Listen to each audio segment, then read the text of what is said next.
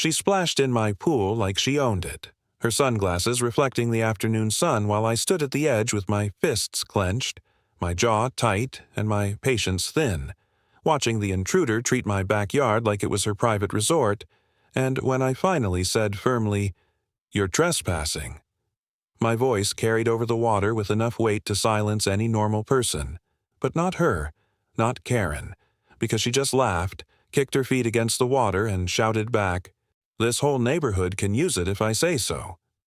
And before I could even process the audacity of her words, I saw that she had dragged two of her friends along, stretched out on my pool chairs with wine glasses in hand, sipping and giggling as if they were paying guests at some resort, and my stomach twisted with anger, but I forced myself to stay calm because losing my temper would only feed her game, so I reached for my phone to record, and that's when she smirked and taunted, "Call whoever you want. The HOA backs me up. You're the outsider here." Words that cut deep but also lit a fire inside me, because what she didn't know was that the property deed had just been updated last month, my name inked on it clear as day, and when she climbed out of the pool, dripping water onto the tiles, stomping closer, and poked her finger into my chest while hissing loud enough for her friends to hear, "You'll regret messing with me." I locked eyes with her, blood boiling but voice steady as I replied, "No, Karen, it's you who'll regret underestimating me."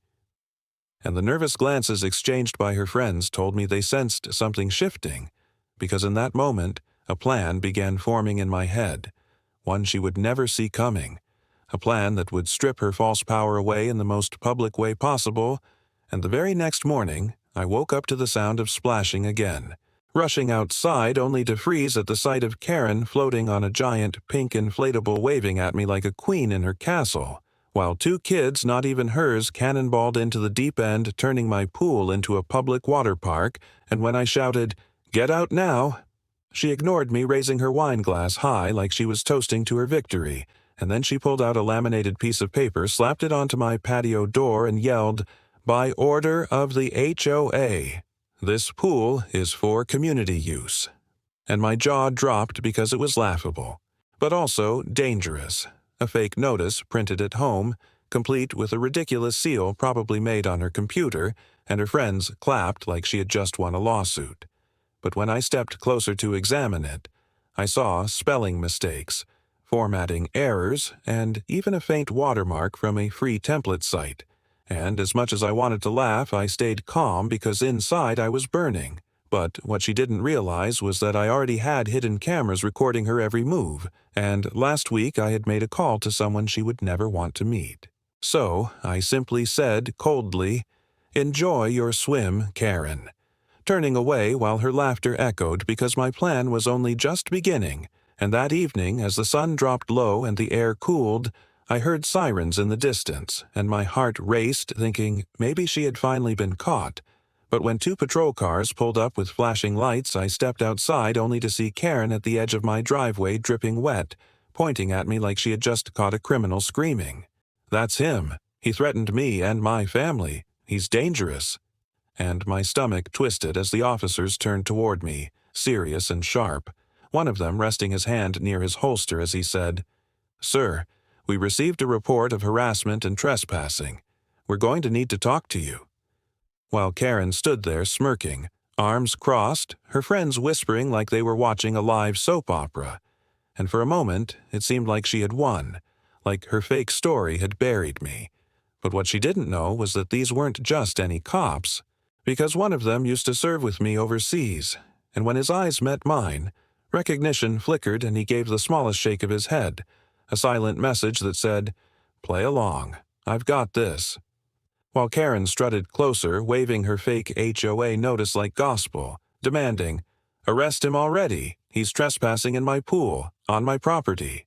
And the officer asked calmly, "Ma'am, are you saying this is your property?" To which she nodded with a smug grin and said, "Yes, and I have the documents to prove it." And I almost laughed out loud, but I held it in, because the next move wasn't mine.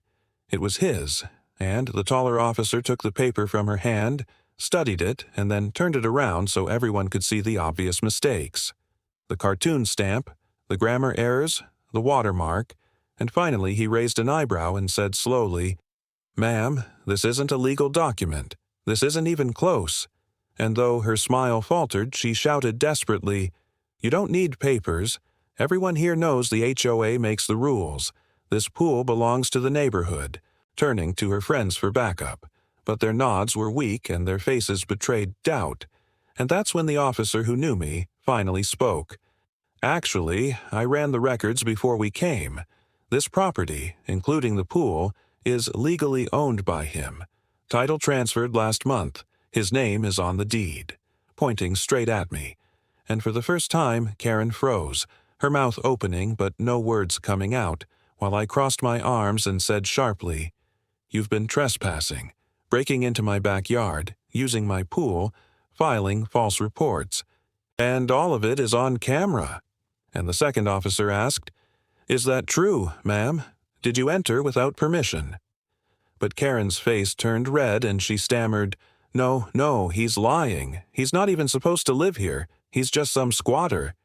And then the officer who knew me leaned closer and said words that made her knees wobble. "Ma'am, you called us to arrest the wrong man because this isn't just the owner of the house. He's also a decorated veteran, and he knows the law better than you ever will." And for the first time, I saw fear flicker in Karen's eyes as her arrogant mask shattered, though she tried to recover by yelling, "Veteran or not, he can't keep this pool all to himself. The HOA rules are clear." But the taller officer snapped, "Enough," tearing the fake notice in half and declaring, "There are no HOA rules here. This neighborhood isn't even under an association." And gasps spread through the air as one of her friends whispered, "Wait, seriously? Then what has she been handing out to us all this time?" And the betrayed looks on their faces said it all because they too had been tricked by her lies, and Karen's eyes darted left and right searching for an escape as she stuttered, No, you don't understand. I was just trying to keep order. Someone has to protect this neighborhood."